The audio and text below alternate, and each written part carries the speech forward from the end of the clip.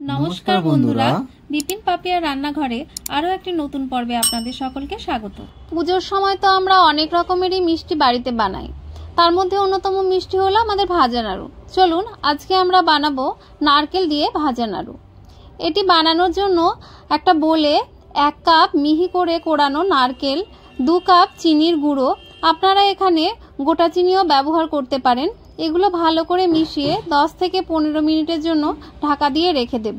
আর যদি মোটা চিনি ব্যবহার করেন তাহলে 3 থেকে 4 ঘন্টা ভিজিয়ে রাখতে হবে। এবার চিনি আর নারকেলের মিশ্রণের মধ্যে অল্প অল্প করে ময়দা দিয়ে মেখে নেব। এখানে আমার 1 কাপ মতো ময়দা লেগেছে।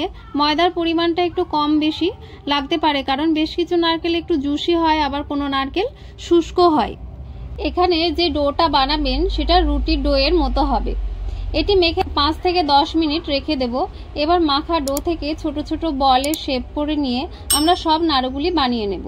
অন্যদিকে একটি কড়াইয়ে ডিপ ফ্রাই করার জন্য তেল গরম হতে বসিয়েছি। এবার একে একে তৈরি করা নাড়ুগুলি তেলে ছেড়ে দেব। আঁচটি লো টু মিডিয়াম রাখবো। এভাবে ধীরে ধীরে সব নাড়ুগুলিকে 2-3টি ব্যাচে ভেজে তুলে নেব। ব্যাস তৈরি আমাদের ভাজা নাড়ু। আমাদের এই রেসিপিটি যদি আপনাদের ভালো লাগে তাহলে লাইক, কমেন্ট, শেয়ার করে আমাদের চ্যানেলটিকে সাবস্ক্রাইব করে বেল আইকনটি বাজিয়ে দেবেন। ভিডিওটি শেষ পর্যন্ত দেখার জন্য ধন্যবাদ।